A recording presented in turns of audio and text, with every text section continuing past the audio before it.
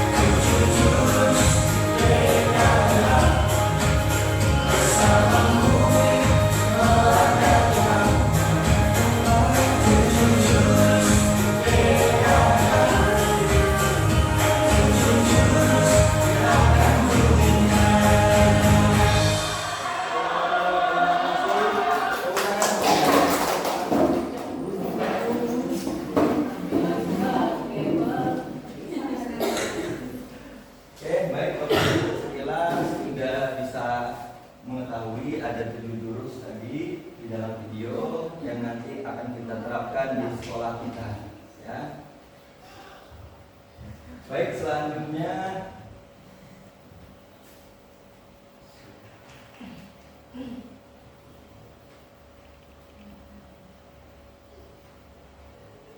sekarang kita jadi pendekar. Selamat datang pendekar di hutan situasi. Pada pertemuan kali ini kamu akan belajar jurus ke-7, jurus terakhir. Fokus dan konsentrasi dengan teguh agar bisa mengalahkan siluman malaria yang akan membuat kamu berkeluh.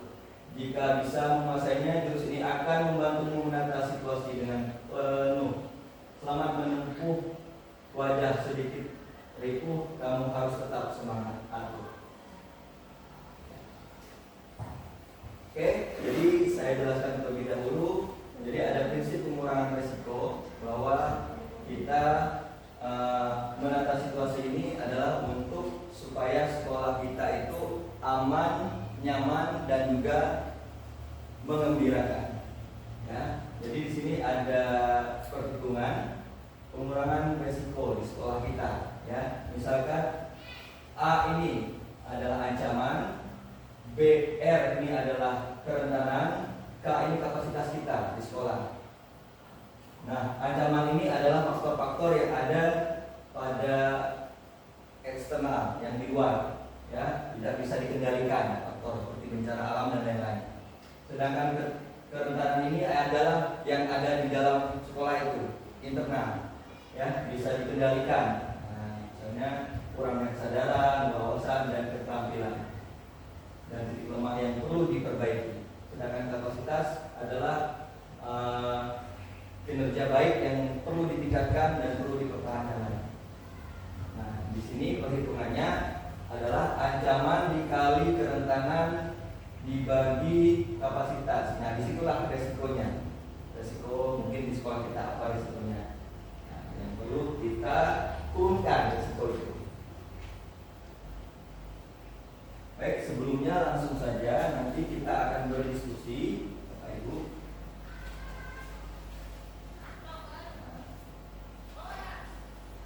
Jadi silakan satu berdiskusi tentang ancaman resiko.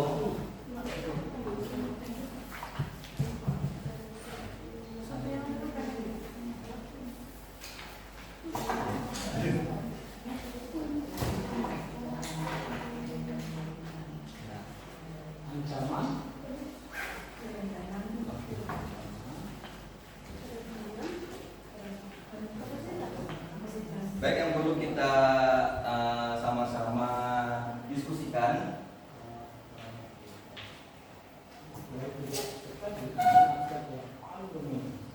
ya, ancaman yang eksternal yang pertama itu, ya, ditulis saja Bapak Ibu. Kira-kira ancaman yang ada di sekolah kita apa saja, terus kelemahannya, kerentanan di sekolah kita yang perlu kita tingkatkan, dan kapasitas kita yang perlu kita pertahankan.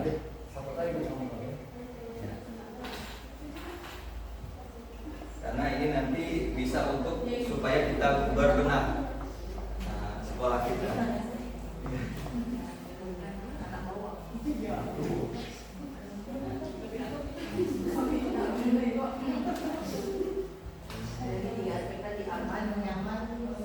Iya, aman, nyaman, menggembirakan. Ya, ini dari ancaman atau eksternal. Ancaman itu yang tidak bisa kita kendalikan, ya. Misalnya dari di luar, di sekolah yang tidak bisa kita kendalikan, seperti bencana alam, misalkan banjir segala macam, kan tidak bisa kita kendalikan ancaman. Tapi kalau kerentanan masih bisa kita perbaiki. Nah, kalau ini dengan kapasitas adalah praktek-praktek baik yang sudah kita lakukan dan perlu kita pertahankan.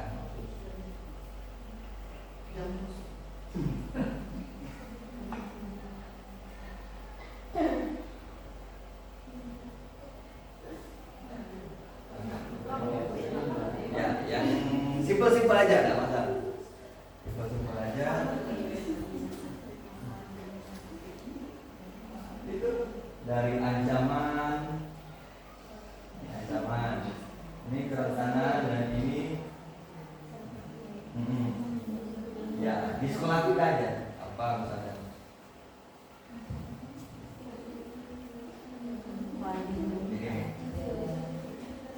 Biar lebih kapasitas ada.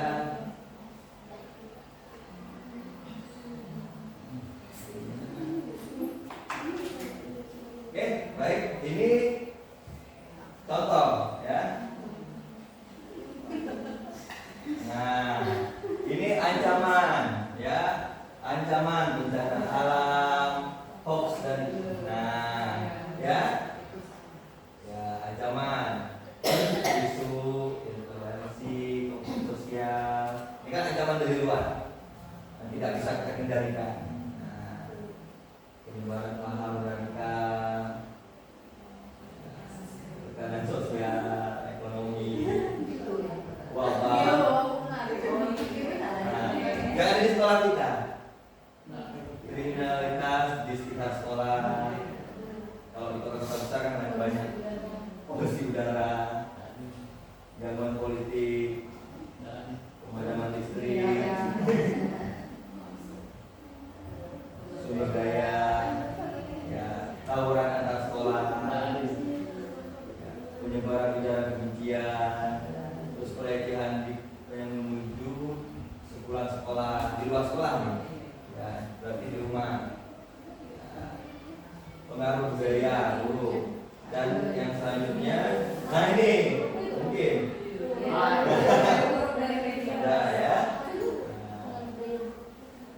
Ini kerentanan yang kuning kerentanan jadinya perundungan di sekolah. Ini masih bisa kita perbaiki kan? Perundungan Pak. Ini banyak. Ya tidak aktif layanan konseling. Ya relasi untuk apa ini tidak sehat antara guru dan siswa. Fasilitas sekolah yang tidak aman.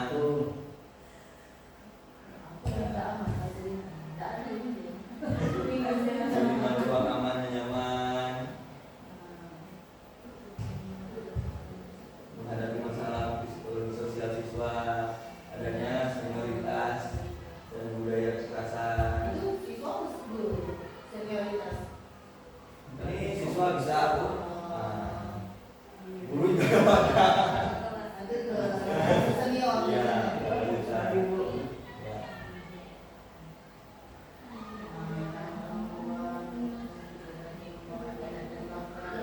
Ini kerentanan yang masih bisa kita perbaiki.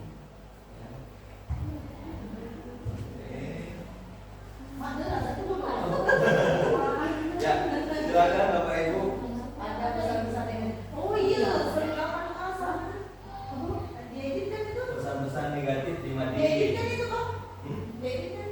Iya, edit nanti. Mading 8A. Silakan ditulis Bapak Ibu yang ada. Oke. Dan ini yang terakhir kapasitas. Mungkin praktik baik yang kita lakukan di sekolah yang perlu kita pertahankan. Aku nggak bisa praktik baik di sekolah yang perlu dipertahankan. Ini ada kan banyak Bu. Iya. Tentang sekolah. Ya. Kamu yang di situ apa yang di sekolah apa? Adanya SOP anti kekerasan, adanya pos tanggap bencana jalur evakuasi, adanya SOP anti kekerasan, terus apa ini? UKS berfungsi dengan tenaga kesehatan yang lebih datang, sekolah yang berwarna hijau taman untuk relaksasi, dan pagi. Ini pagi ada Bu, kegiatan pagi. Yang praktik baik kita Bu. Salam, senam,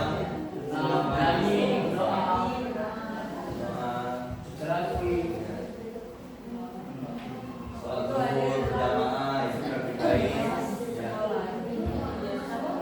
Ini mandi.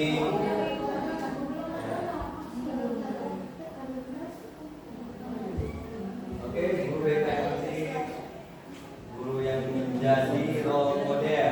Nah ini menjadi model guru yang bisa ditiru seperti Bu In bisa ditiru. Bapak Kadres ya.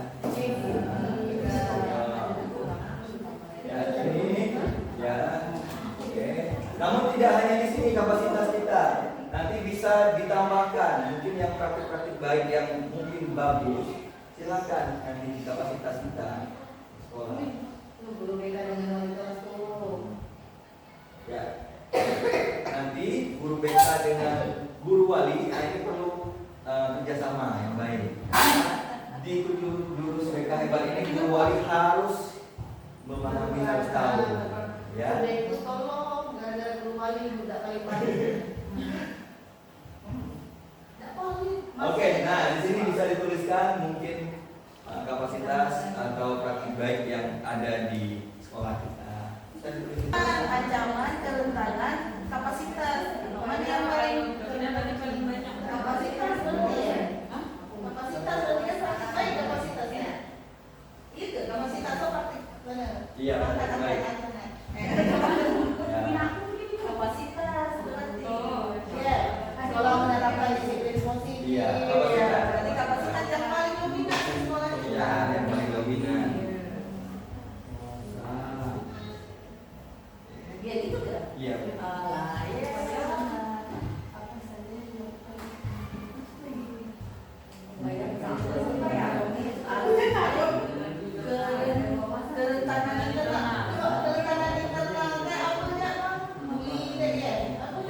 Iya, kerentanan. Kemudian yang masih bisa kita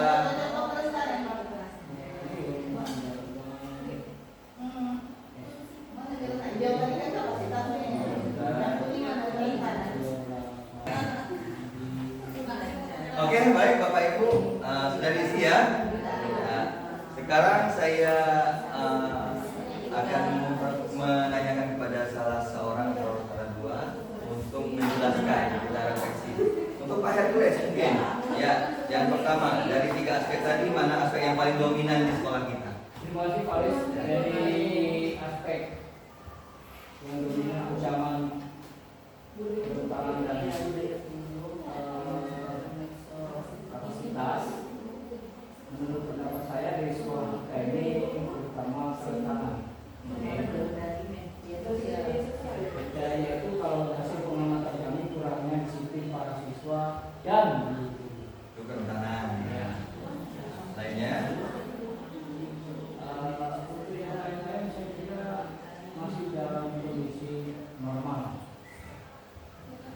Oke. Selanjutnya upaya apa saja Pak yang dilakukan untuk mengurangi aspek kerentanan itu? Pertama aspek yang dilakukan yaitu meningkatkan pengawasan atau pengendalian diri, terutama memberikan contoh yang terbaik, terutama bagi kita semua, untuk siswa sendiri, diusahakan memberikan wawasan atau pengertian yang lebih dalam. Oke, baik, terima kasih untuk Pak Hercules. Selanjutnya sebelah sini. Ya, sebelah sini. Ya. Oke, lanjut siapa Bu? Ibu Ip. Ya, lagi. Bu Rizky. Ya, upaya apa saja yang bisa dilakukan untuk menambah dan meningkatkan kapasitas yang hijau? Menurut kami bertiga ya, upaya apa saja yang sudah dilakukan untuk menambah dan meningkatkan kapasitas, yaitu kalau di sekolah ini yang pertama pembiasaan pagi sehat, yaitu senam, dan berbicara dan ada juga salam, biasanya setiap pagi ya 5S, senyum, sapa, salam, sopan santun. Jadi para guru pagi-pagi akan menunggu siswa untuk salam di depan. Ya.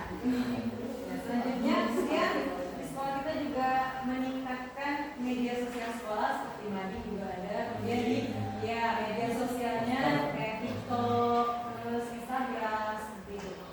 Oke, terima kasih Bu Rizky.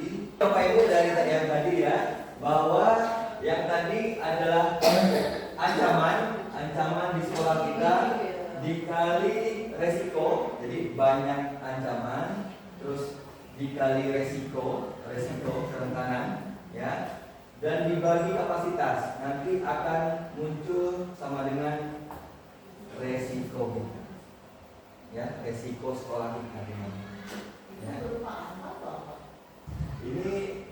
berupa angka.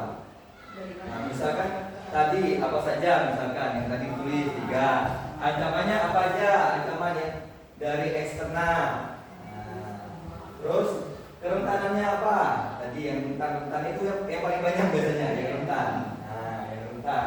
Nanti ancaman dikali kerentanan. Nah, lalu dibagi kapasitas. Nah, makanya kapasitas kita banyak apa? Dibagi nanti. Nah, sama dengan resiko. Bisa kata hingga, bisa Ya. Nah, itulah yang akan nanti kita sharing bersama-sama tentang bagaimana supaya sekolah kita aman, nyaman, dan menggembirakan. Oke, Bapak Ibu, terima kasih. Kita lanjut. Ya, kalau misalkan ancaman tinggi, kerentanannya tinggi, tapi kapasitasnya rendah, maka resikonya akan tinggi. Tapi kalau ancamannya rendah, kerentanannya rendah, kapasitasnya tinggi, maka resikonya rendah. Apa bisa ancaman tinggi, kerentanan rendah, kapasitasnya rendah atau tinggi itu bisa nggak? Bisa juga. Bisa. Apa? Tergantung sekolah kita, tergantung masing-masing sekolah berbeda-beda. Nah, dan fokus kita adalah ini menurunkan ancaman kerentanan supaya meningkatkan keamanan, kenyamanan, dan sekolah yang mulia. Oke, lanjut. Ya, ini aspek-aspek keamanan, nyaman, dan menggembirakan. Oke, Bapak Ibu.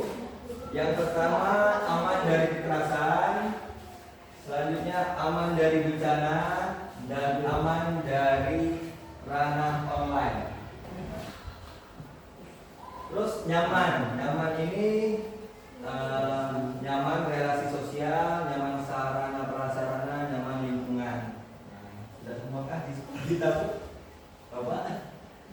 Terus mengembirakan adalah gembira dalam belajar, gembira dalam bermain, gembira dalam minat dan bakat. Aspek-aspeknya.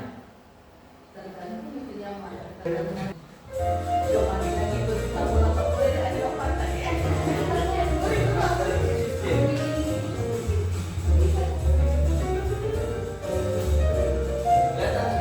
Pada tahun 1950-an, orang daerah Kalimantan Indonesia menderita karena wabah malaria. Jadi mereka menghubungi WHO untuk minta bantuan. WHO pun punya solusi siap pakai, yaitu menyemprot DDT di seluruh tulang dengan jumlah yang banyak banget. Dengan menyemprot DDT, nyamuk pembawa malaria dibasmi, dan begitu juga malarianya. Namun ada beberapa efek samping yang menarik. Yang pertama adalah atap rumah-rumah penduduk dengan roboh menimpa kepala mereka. Ternyata DDT tidak hanya membunuh nyamuk pembawa malaria, tapi juga membunuh spesies tawon parasit yang telah mengendalikan populasi ulat pemakan atap daun.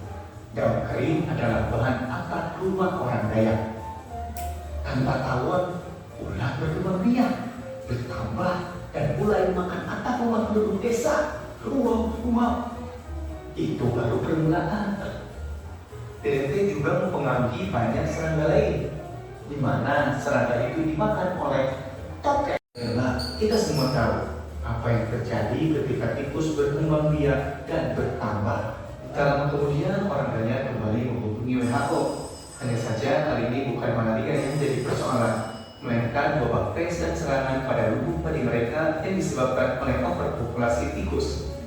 Namun kali ini WHO nggak punya solusi siap pakai dan harus menemukan segera solusi lainnya. Apa yang mereka lakukan? Ya, mereka memutuskan untuk mengirim kucing hidup dengan parasut di Kalimantan. Operasi penerjunan kucing dilakukan oleh Royal Air Force dan akhirnya menstabilkan situasi. Ini bisa Bapak Ibu lihat. Yang pertama ini apa, Ibu Desi? Yang pertama ini, nah, yang atas. Ini. Ya, ada lampu, terus apa lagi? Stop kontak, apa lagi, Ibu? Baterai. Ini kabelnya, ya. setiap pemikiran, sistem pemikiran atau berpikir sistem itu ada 5. Yang pertama adalah resource, ya, sumber daya atau bahan kapasitas kemampuan. Ya. Nah, ini yang pertama kalau kita berpikir ngacau, ya tidak nyambung. Itu.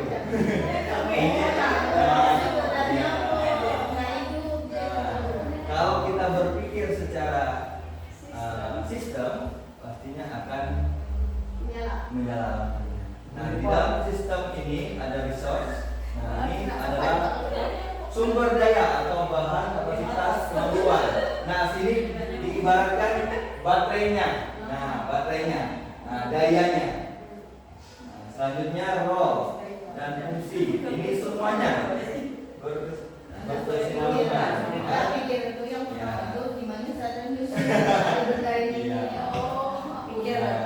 Caranya saja seperti ini, Bu. Ada 5 sistem. Ya.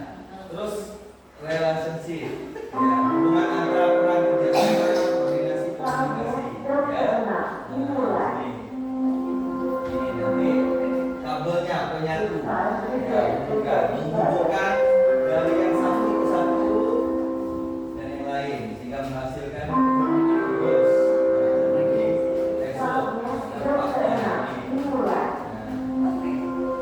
aturan kebijaksanaan ini adalah stop kontaknya. Jadi setiap aturan kita sebagai stop kontaknya antara hidup atau mati. Itu 5 unsur berpikir. Nah, nanti kita akan sharing bersama-sama. Ya. Nah, ini contohnya Bapak Ibu, ya. Nah, ini dayanya dan ini adalah gimana dayanya Bapak Ibu kapasitasnya? Ini ya. Masih banyak tindakan bullying yang terjadi dan dinormalisasi. Ya, masih banyak Bapak Ibu di sekolah kita. Nah, selanjutnya kurangnya pengetahuan bullying, ini adalah resortnya, kapasitas pengetahuan tentang bullying. Ya, banyaknya kesalahpahaman bahwa bullying itu banyak sekali dinormalisasi. Terus selanjutnya aturan dan kebijakan budaya bullying. Nah, ini belum adanya kebijakan yang konkret tentang bullying ini di sekolah. Ya. Dan role perannya adalah kebanyakan murid berperan sebagai penonton pasif, yang membiarkan dan menormalisasi bullying. Nah, berolok-olokan, ngejek, itu dianggap biasa. Padahal kadang-kadang yang keluar dari mulut mereka itu bahasa-bahasa kasar dan terus-menerus. Ya, nah itu bisa disebut oleh kita sebagai perundungan atau bullying. Ya, karena terus-menerus. Nah, hubungan antar perannya juga tidak adanya kerjasama dan koordinasi khusus antara pihak-pihak di sekolah atau pihak sekolah dengan organisasi masyarakat tentang bullying. Ini nanti setelah berpikiran sistem, kira-kira kalau misalkan Bu Desi dibully, apa yang akan Bu Desi lakukan? Aku juga ada di bagian. Ya. Kalau saya Pak lapor ke guru BK. Ya. Kalau Bu Dila, kalau misalkan dibully. Baik. Yang pertama, kalau kita jadi korban, kalau pakai apa? Iya.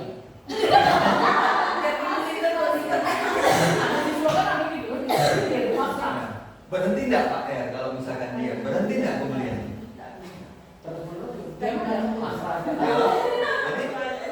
Berhenti enggak? Tapi tidak dengan menyebut dengan guru BK. Ya. Mereka kan ini dipanggil dari guru BK. Ada perasaan takut atau jerah. Nah, ibaratnya kalau kita jadi misal Pak Her jadi siswa, ya, bisa enggak misalkan kalau Pak Her sebagai siswa, misalkan ada yang bully Pak Her langsung ngomong, bisa enggak? kamu jangan membuli aku langsung kalau ini. Ada yang berani ya? Iya. Karena peran orang tua ya, kalau kita dikatakan dulu abaikannya ya, karena dari peran orang tua itu kan berbahagia engkau yang dibully daripada engkau yang membuli. Itu yang Tapi tidak berhenti bulinya ya? ya, kok sampai dia diam sendiri. Ini pemikiran dewasa. Kalau ibu, ya. Tidak pemikiran Pak Hercules itu yang terlalu dewasa karena kalau anak-anak belum terpikir ya sampai segitunya terserah anak bully ya. Jadi kalau diam saja gitu. Kalau dibully ya kalau ibu kalau dibully Oke. tergantung saya sama ibu. Tergantung kamu bully ya. Aku boleh kalau nggak disebut jat, ya alhamdulillah. Kalau disebut nama orang tua kadang itu yang memperkesalkan ya. Baik, terima kasih. Jadi itu banyak sekali pemikiran-pemikiran kita bahwa bully itu selalu dinormalisasi, bahwa bully itu biasa. Sebenarnya bully itu tidak biasa. Nah, satu penekanan yang saya dapat kemarin dari fasilitator Pasca bahwa kita memberikan komunikasi yang baik kepada yang dibully dan yang membuli. Yang pertama yang dibully. Yang membuli itu utamakan mereka itu berani. Misalkan saya mau Bu Dila harus berani. Kenapa kau mau aku? Nah, apa sebabnya? Nah, jadi supaya ada saling komunikasi. Tapi kan terkadang tadi kayak yang kalau siswanya Pak Hercules tadi kan dia diam aja. Iya. Karena Nah, kita makanya. ada pembulian. Iya. Makanya kalau ada siswa kita harus ditekankan untuk berani. Ya. Bisa lihat ini ya. Ya, nanti setiap Sampai Bapak Ibu guru disampaikan. Tidak perlu misalkan langsung menghadap ke guru wali kelas, guru wali, iya, tidak usah menyerah, langsung berani aja, ya, berani menyampaikan, ya, menyampaikan. Misalkan dibully apa kau jat apa, langsung aja. Memang terima kasih ya Pak ya, terima kasih. Memangnya kau lebih ganteng dari aku, lebih cantik dari aku gitu. Nah, maka nanti yang membuli akan merasa misalkan aku membuli dia, aku bercermin dia lebih ganteng dari aku gitu. Iya. Setidaknya ada komunikasi gitu ya, perlawanan untuk tindakan pembulian. Nah, yang intinya adalah perlawanan kepada tidak pembulian, tidak dinormalisasi. Mama Elvire. Atau nani tadi. Oh saya kalau lihat ini kan Oke, Bapak Ibu lanjut kegiatannya. Mama itu tidak usah ke wali kelas, tidak usah ke guru BK, ke guru wali. Oke, Bapak Ibu. Nah, di sini banyak sekali ya tentang pemikiran lama dan harus ada pemikiran baru. Masih banyaknya tindakan bully yang terjadi dan dinormalisasi. Saya bilang, tindakan bully berkurang 50% dengan cara tadi. Ya, kalau harus berani menyampaikan. Jangan nanti pas dibully diam saja, cuma dipendam. Nah, itu nambah sakit. Ya.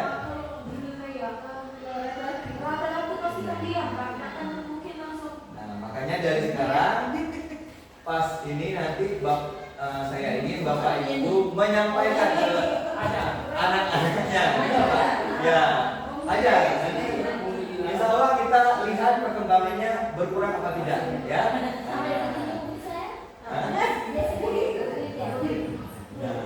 Oke, terus tentang bully, banyak kesalahpahaman tentang bully. Nah, ini yang perlu dijelaskan, edukasi, ya. Kebijakan nanti bully berupa surat komitmen. Nah, di sini ya. Kedua, surat itu menjadi standar forum undangan antara semua stakeholder. Oke, Bapak Ibu, tadi kita sudah berbicara tentang berpikir sistem. Nah, sekarang Bapak Ibu silakan di belakangnya bisa dibuat. Nah, sistem minat dan bakat, ya, minat dan bakat ya. Yang lama apa, yang baru apa? Tadi. Nah, ini yang tadi ya Bapak Ibu. Ini tentang bully. Nah, ini tentang bully. Nah, sekarang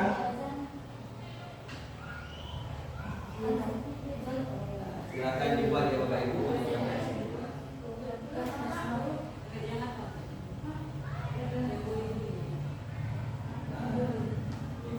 Ini yang tadi dengan berpikir sistem tadi. Ya.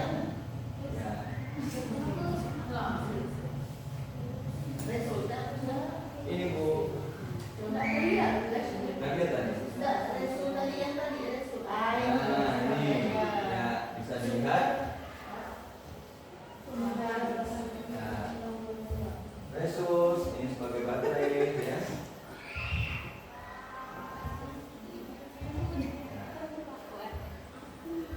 Nanti dari 5 ini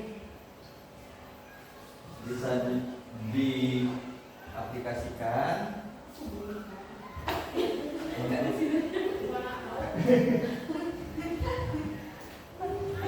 secara berpikir secara sistemnya ya, resumnya, sumbernya, prosesnya atau jaringannya, terus relationship-nya, hubungan antar perannya.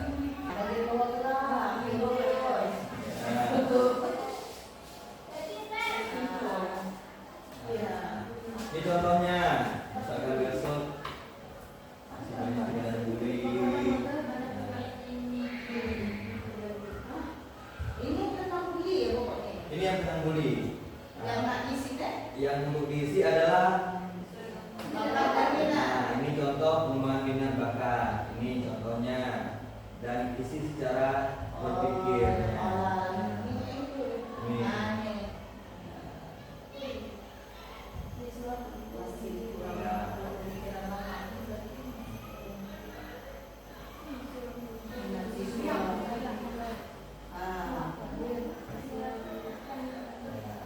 Berpikir secara lamanya apa, yang terbaru apa.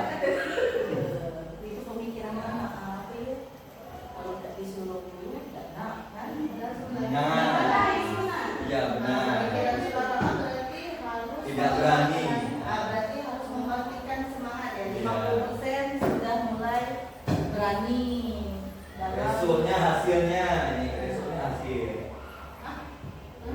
Kalau ini resulnya hasil. Itu tadi yang pertama result. Result tadi, result.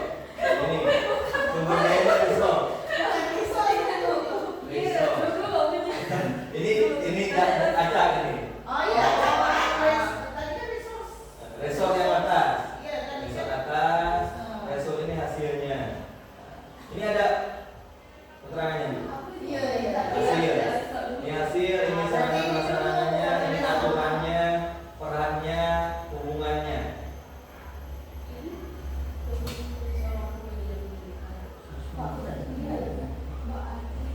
Ini ruang kelas yang yang kurang.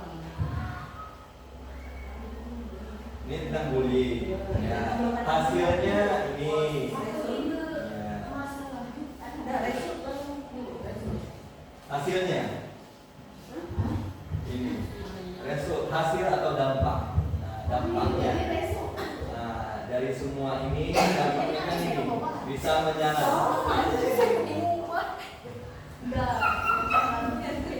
Result.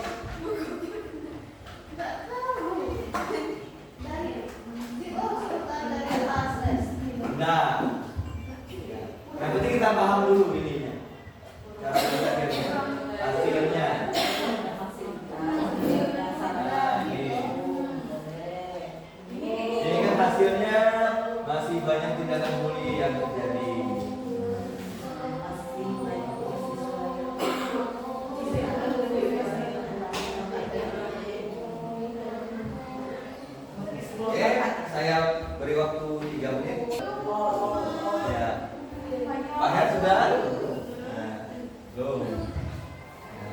Gak apa-apa, bukan minat ya. Bu Desi tentang atau Bu Seri? Hasilnya, resultnya dari minat bakat apa saja? Yang mungkin ini yang lama ya, yang baru. Apa? Terobosan baru dengan berpikir sistem. Ya. Apa? Risetnya tadi masih kurangnya mahasiswa dapat mengembangkan potensi dan mereka. Yang terbaru kan? Yang kira-kira bisa di sistemnya. Sudah mulai ya. Sudah mulai menggali potensi ya, potensi siswa.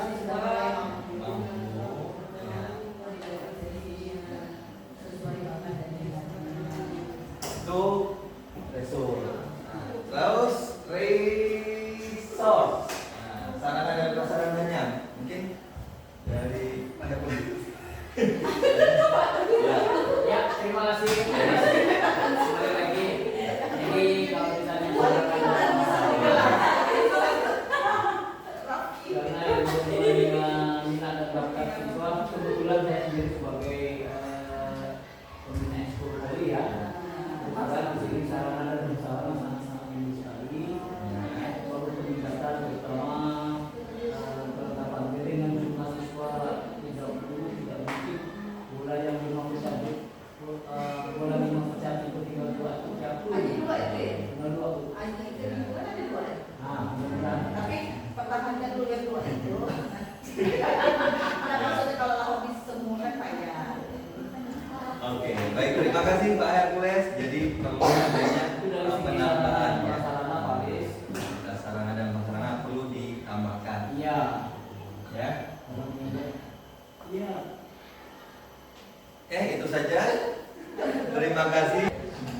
Baik, itu saja yang bisa saya sampaikan atas diskusi hari ini, atas belajar bersama-sama. Saya masih banyak kekurangan yang perlu belajar lagi. Terima kasih atas waktunya Bapak Ibu.